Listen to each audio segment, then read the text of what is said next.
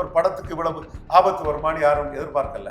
கலந்து கொண்ட ஒரு ஆங்கில ஊடக ஒரு கரஸ்பாண்டன்ட் கூட என்ன சொன்னாங்கன்னா, மார்னிங் ஷோ தாண்டி மேட்னி ஷோல இருந்து படம் ஓட ஆரம்பிச்சிடும், இதுவே படத்துக்கு பெரிய பூஸ்ட் ஆயிரும், தடையை மீறி விஜய் வென்றார், விஜய் சாதித்தார்னு. இல்லை இப்போ இனி என்ன ஆகும்னு நினைக்கிறீங்க? படம் மொத்தத்தில் வெளி வருமா, எலெக்ஷன் முன்னாடியாவது வந்துருமா, இல்லை அவ்வளோதானா? ஜனநாயகம் வந்து திட்டமிட்டு முடக்குறாங்கன்னு மாதிரி ஒரு குரல் கொடுத்தா விஜய் வந்து வீரமா இருக்காருன்னு ஏத்துப்பீங்க? கண்டிப்பா நான் ஏத்துக்கிறேன். விஜய்ங்கிற அரசியல் சக்தி வரும்போதே மோடிக்கு எதிராகவும், கொள்கை எதிரி இந்த மோடிக்கு எதிராகவும், ராகுலுக்கு ஆதரவாட்டு இந்த சக்தி வருது. இத நம்ம ஆரம்பத்திலே அந்த விளையும் பெயர் முளையிலே தெரியுங்கிற மாதிரி அந்த பயிர் உள்ள வரும்போதே அந்த கிள்ளி எரிஞ்சிடணும். பாஜக வந்து நேரடியா விஜய் வளர விடாம தடுக்கிறாங்க ஆரம்பத்திலேயே. அப்ப நம்ம விஜய் சப்போர்ட்டரா இருக்கிற என்ன தப்புங்கிற ஒரு எண்ணம் ரசிகர் அல்லாத ஒரு மனதில் ஏற்பட வாய்ப்பு இருக்கு. முடிஞ்சா நீங்க அதுல மோடிய மோதி அந்த ஓட்டை எடுத்துக்கிடுங்க, அதுல எந்த மாற்றமும் இல்ல. அரசியல் தெரியுது, மோதிப்பார், முடிஞ்சா மோதிப்பாரு. இப்போதைக்கு மோடியோட மோதி விஜய் விழுந்துட்டார், இப்போதைக்கு விழுந்துட்டார் அப்படின்னு பார்க்கணுமா? கண்டிப்பா மோதலுக்கே பயப்படுறாரு. இப்ப ரொம்ப தெளிவா சொல்றாங்க, கூட்டணியே நமக்கு தேவையில்லை, நம்ம தலைவரே ஒரு பெரிய மாசு அப்படிங்கிற ஒரு நிர்வாகி திரு நிர்மல்குமார் பேசும்போது சொல்றாரு 40% வாக்கு வங்கி இருக்குங்க. முன்னாடி 20 சொன்னாங்க, 25 60 கிளம்பலாம், 100 கிளைம் பண்ணலாம். அதுல என்ன இருக்கு? விஜய் வில்லனா நாம ஹீரோ, விஜய் ஹீரோனா நம்ம வில்லன், விஜய்க்கு நாம தான் வில்லன். எப்படின்னா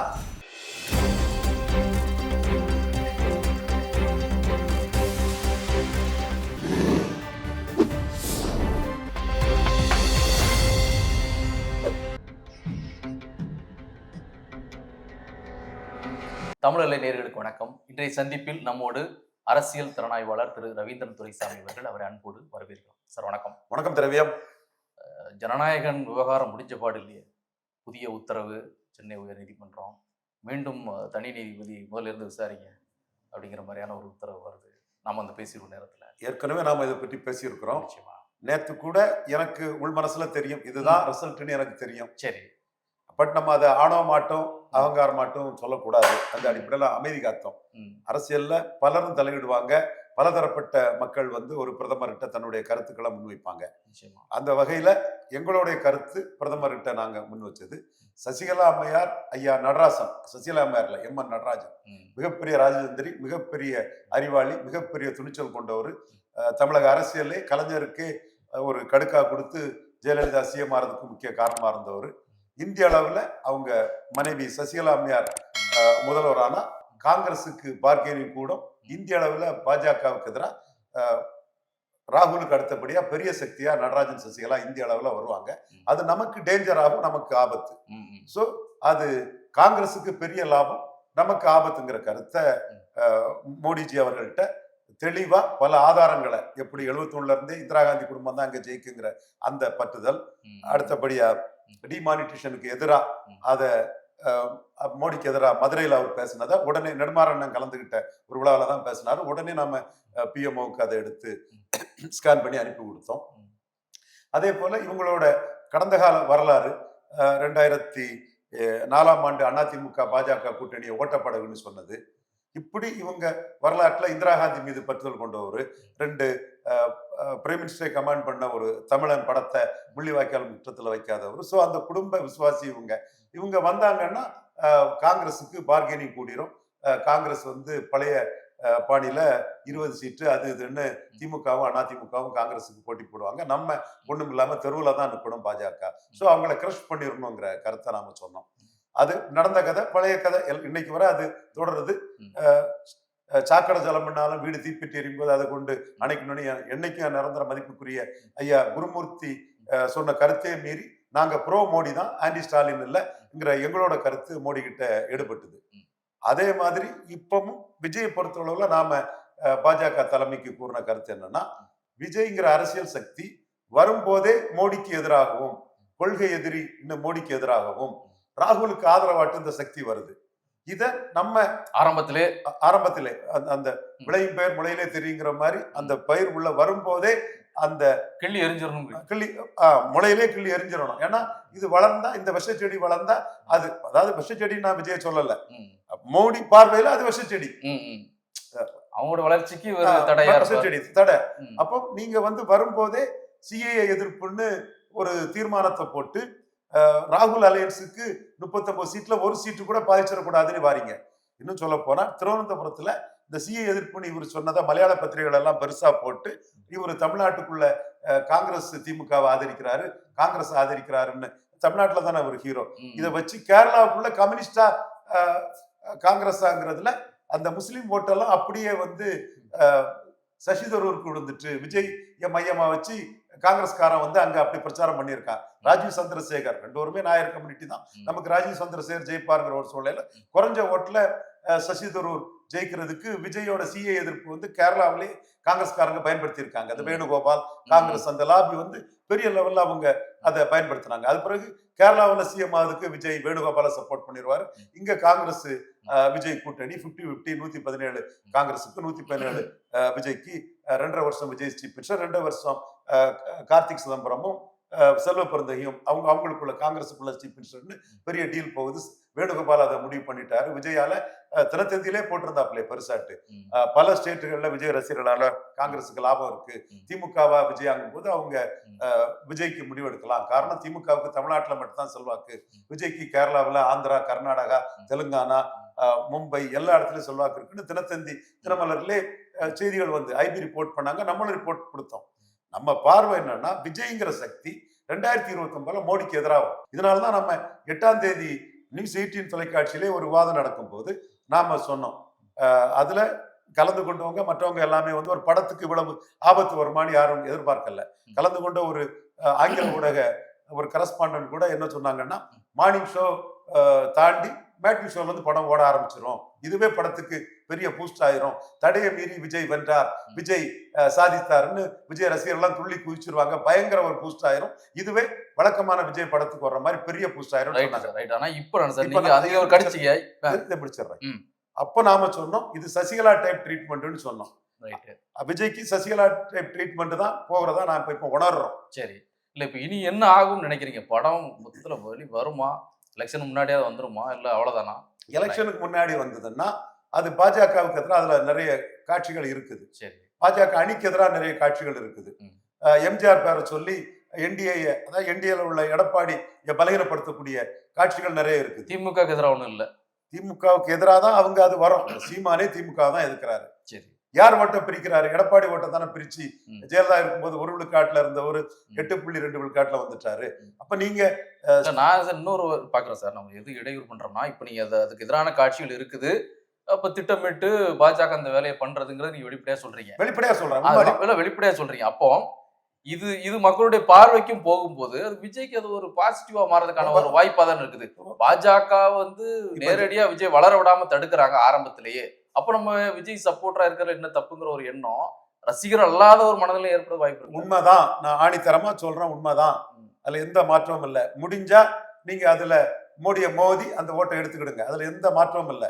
அரசியல் தெரியுது, மோதிப்பார், முடிஞ்சா மோதிப்பாரு. அன்புக்கு நாடு படத்துல கராத்தே ஆர்பிடி மணி வில்லனா வருவாரு, மிகப்பெரிய கராத்தே மாஸ்டர். அவரு வில்லன் ரோலுக்கு வந்தார். அது நடிப்பு, அவர் பெரிய திறமசாலி. வசந்த், கராத்தே வசந்த், கராத்தே ஆர்பிடி எல்லாம் நம்ம பெரிய லெவல்ல நம்ம அவங்கள பார்த்தோம். பட் வில்லனா வருவாங்க. வில்லனா வரும்போது ரஜினிகாந்த் ஒரு வசனம் பேசுவாரு, எல்லாத்துக்கும் நாள் குறிச்ச உனக்கு நிமிஷம் குறிக்கிறேன், எட்ராச்சிட்டன்னு சொல்லுவாப்புல. அப்ப நீங்க வந்து ஸ்டாலினை கொஞ்சம் விளையாடுனீங்க, ஸ்டாலினை தீய சக்தின்னு மிரட்டினீங்க, ஸ்டாலினை சிஎம் சாருன்னு சொன்னீங்க. சரி, நான் நிமிஷம் குறிக்கிறேன், ரஜினிகாந்த் கராத்தே மணிக்கு அன்புக்கு நாடு இது பண்ண மாதிரி எட்ராச்சிட்ட முடிஞ்சா எதிர்த்து பாரு, எனக்கு நல்லதுதான், என் எதிர்ப்பு போட்ட நீயும் பிரிப்ப, எனக்கு ஒன்றும் பிரச்சனை இல்லை. நீ ஒரு அரசியல் சக்தியா என்னால உருவாகி என்டிஏக்குள்ள உருவாகி ஒரு 40-50 சீட்டு என்டிஏக்குள்ள வாங்கி நீ ஒரு அரசியல் சக்தி ஆனா எடப்பாடியும் விஜயும் சேர்ந்து 29ல ராகுல் காந்தி பிரதமர் இருப்பீங்க. அல்ல நீங்க ஸ்டாலின் கூட சேர்ந்து ராகுல் காந்தி பிரதமர் இருப்பீங்க. ராகுல் காந்திக்காக கேரளா, கர்நாடகா, தமிழ்நாடு எல்லா இடத்துலயும் களங்காண்பீங்க. அப்ப எனக்கு எப்படியும் சவுத்துல ஒரு 20 சீட்டு விஜயால நஷ்டம் வரும். இந்த நஷ்டத்தை நான் எப்படி ஏற்றுக்க முடியும்? இப்போதைக்கு மோடியோட மோதி விஜய் விழுந்துட்டார், இப்போதைக்கு விழுந்துட்டார் அப்படின்னு பார்க்கணுமா எப்படி? கண்டிப்பா இப்போ இந்த மோதலுக்கே பயப்படுறாரு. ம். நீங்க இதுலயும் ம். அன்னைக்கு நாம சொன்னேன், நிர்மலா சீதாராமன் வந்து சொல்லக்கூடிய கருத்து தான் மோடிக்கு கருத்து நான் சொன்னேன். அப்போ அண்ணாமலையே கேமா மெலனி கமிட்டி அதெல்லாம் வச்சு கொஞ்சம் வேகமா போறாரு. நான் சொன்னா அண்ணாமலை வேகமா போறாரு, அண்ணாமலைக்கு எதிரான மற்ற தலைவர் தான் அவரை காலி பண்ண பாக்குறாங்கன்னு சொல்லும்போது ஆஃப் லேட் தான் விஜய் விஷயத்துல அண்ணாமலையே அலர்ட் ஆனாரு.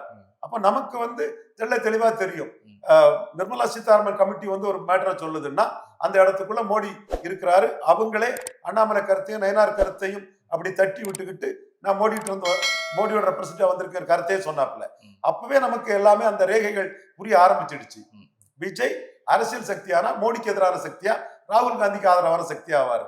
அவரை கிரஷ் பண்ணிடணும், கிராக் டவுன் பண்ணிடணும். சசிகலா ட்ரீட்மெண்ட் தான். பட் ஆனா இப்போ ரீசெண்டா நடந்த கூட்டத்துல தாவேகா கட்சியினுடைய கூட்டத்துல வந்து விஜய் வந்து இன்னும் கொஞ்சம் தெளிவுபடுத்துறாருல, அதிமுகவையும் சேர்த்து. இப்போ இளைமுறை காயா சொல்லி இருந்தவர் இப்போ டைரக்டா ஊழல் சக்திங்கிற, நீங்க தீய சக்தினா ஒரு ஊழல் சக்தி அப்படிங்கிறது அப்போ ஸ்டாண்ட கிளாரிட்டி கொடுக்குறாருல. கண்டிப்பா அதிமுகவும் சேர்த்து எதிர்க்கிறார். அது அவருக்கு உரிமை. ஆனா அது அவருடைய இதுல நியாயம் இருக்கான்னு கேட்டா இல்ல. இவளுக்கு இப்பதான் தெரிஞ்சுதா? சீமான் எத்தனை தடவை கேட்டு சொல்லியிருப்பாரு, தம்பி கொடநாடு கொலையை பற்றி ஏன் பேசல, தம்பி அதிமுக ஊழலை பற்றி ஏன் பேசல. சரி, ஓகே, அவர் இப்பதான் பேசுறாரு. பேசக்கூடியவரு கூப்பா கிருஷ்ணனையும் செங்கோட்டையனையும் பக்கத்துல வச்சுட்டு பேசினா அதுவும் ஒரு முரண்பாடு தான். எனவே அவருக்கு அரசியல் ஸ்டாண்டு நான் அதிமுகவும் சேர்த்து எதுக்குறேன்னு சொல்றாரு. அதிமுகவும் இப்பதான் சுதாரிச்சுக்கிட்டாங்க. இல்ல, நான் அதிமுக எதிர்க்காரு அப்படின்னு சொன்னா அப்புறம் ஏதோ ஒரு சில கூட்டணிக்கான முயற்சிகள் நடந்து அது இப்ப நடக்கல, அப்ப வெளிப்பட எதிர்க்கலாம்னு ஒரு முடிவுக்கு வந்துட்டாருன்னு தானே பார்க்க வேண்டியிருக்கு. கண்டிப்பா அதிமுக கூட்டணி முயற்சி நடந்தது. அதுல ஃபர்ஸ்ட் ரவுண்டு நான் விஜய் பெரிய பொசிஷன்ல தான் விஜய் வச்சு தலைவர்கள் பார்த்திருக்காங்கிறது தெரிய வருது. மோடியே பெரிய பொசிஷன்ல தான் பாக்குறாரு. நாம நடராஜனை கிராக் டவுன் பண்ணி மோடிக்கு ரெப்ரசென்ட் பண்ணும் போதே விட்டா இந்திய அளவுல நமக்கு எதிராக பொலிட்டிக்ஸ் பண்ணுவாங்க, பண்ணியிருக்காங்கன்னு சொல்லி தான் நம்ம அதை கிராக் டவுன் பண்ணணும், அந்த நம்ம கருத்து. அதே மாதிரி விஜயும் பெரிய ஆளா தான் எல்லாரும் பார்த்திருக்காங்க. எடப்பாடியும் விஜய் வந்தா ஜெயித்திரலாங்கிற ஒரு எண்ண ஓட்டத்தில் தான் அந்த கருத்துக்கள் நீங்கள பாத்தீங்க. 117 விஜய் 2.5 வருஷம் பொடி தெரிஞ்ச போது சில விஷயம் அது பொடி தெரிஞ்ச போதுன்னு சொல்லும்போது இந்த கட்டத்துக்குள்ள அந்த பேச்சுவார்த்தை வந்து சரியா முடியல. இப்ப ஆதவர்ஜுனா சொன்னாரு 40 சீட்டுக்கா நாங்க கட்சி ஆரம்பிச்சிருக்கோம் இருக்காரு. நீங்க பலமே நிரூபிக்கல, ஆனா 40 சீட்டுக்கா கட்சி ஆரம்பிச்சிருக்கோம்னு சொன்னா 40 வரை எடப்பாடி ஆஃபர் பண்ணிருக்கிறாரு. அதான் கணக்கு. உங்க கணக்கு 80 இருக்கலாம். அப்போ ஒரு கட்டத்துல எடப்பாடி வந்து பல நிரூபிக்காத விஜயை சேர்த்தா ஜானகி சிவாஜி மாதிரி போயிடும், வீணா போயிருவீங்கன்னு நான் சொல்லக்கூடிய கருத்தையும் மனசுல வச்சுக்கிட்டு அவர் ஒரு எண்ணிக்கை விஜய்க்கு வச்சிருப்பாரு. அதை விட ரொம்ப அதிகமா 3 மடங்கு 4 மடங்கு விஜய் கேட்கவும் அந்த அலையன்ஸ் வந்து பிரேக் ஆகி, அந்த பேச்சுவார்த்தை பிரேக் ஆகி, அலையன்ஸ் அல்ல அலையன்ஸ் டாக் பிரேக் ஆகி பிஜேபிக்குள்ள எடப்பாடி வந்துடுறாரு. சோ அப்ப இங்க காங்கிரஸும் அதே மாதிரி க்ளோஸ் ஆகுது. காங்கிரஸ் க்ளோஸ் ஆகுறது வந்து இண்டி கூட்டணி வந்து இன்னைக்கு பாஜகவுக்குள்ள ஒரு பிரச்சனை வராதான்னு எதிர்பார்த்துட்டு இருக்கிறாங்க. அரசின் மானம், நாட்டின் மானம், பாஜக மானத்தெல்லாம் காப்பாற்றுனது மோடி தான். 2 முறை சோனியாக்கு திட்ட அத்வானி வாஜ்பாய் தோத்த பிறகு 3வது முறை வெற்றி பெற்று நாட்டின் மானத்தை காப்பாற்றுனது மோடி. அதை ஆர்எஸ்எஸ் உணர்றாங்க, எல்லாரும் உணர்றாங்க. பட் காங்கிரஸ் என்ன நினைக்கிறான்னா, இப்ப நிதின் நபீன் சின்ஹா ஒரு அன்அசூமிங் பர்சனை தலைவரா போட்டதெல்லாம் ஆர்எஸ்எஸ் பிடிக்கல சொல்லிட்டு தான் போட்டிருக்காரு மோடி. பிடிக்கல, பிரச்சனை வந்துடும், 69 வந்த மாதிரி ஒரு பிளவு வந்துடும். அப்படி பிளவு வந்தோம்னா ஸ்டாலின் கை 22 நம்ம மல்லிகார்ஜுன கார்கே பிஎம் ஆகுதுக்கு பயன்படும். அவங்க ஒரு பெரிய ஒரு திட்டங்களை போட்டுக்கிட்டு கனவுல இருக்காங்க, நடைமுறை சாத்தியம் இல்லை.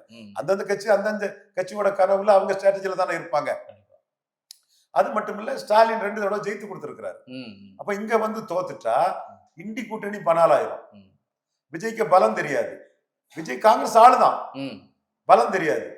அப்போ பலம் தெரியாம நம்ம தோத்து போயிட்டோம்னா இண்டி கூட்டணி பனாலாயிரம் 29 நமக்கு சரியா வராது. அதனால காங்கிரஸ் என்ன சொல்லிட்டான்னா, நாங்க இப்போ இங்க இருந்துருவோம், திமுக கூட இருந்துருவோம், இதெல்லாம் கேட்கலன்னு அவன் விஜய கைவிட்டுட்டான். அது கைவிட்டது தெரிஞ்சனாலதான் நேஷனல் ஹெரால்டு மேட்டர்ல வரும்போது ஸ்டாலின் அதுக்கு வந்து கண்டனம் தெரிவிச்சார் மத்திய அரசுக்கு. விஜய் அதை விட்டு ஒதுங்கிட்டார். அதுக்கு முன்ன ஓட் ஷோரிக்கு வந்து முதல்ல கண்டனம் தெரிவிச்சது விஜய், அதுக்கப்புறம் தான் ஸ்டாலின் கண்டனம் தெரிவிச்சாரு.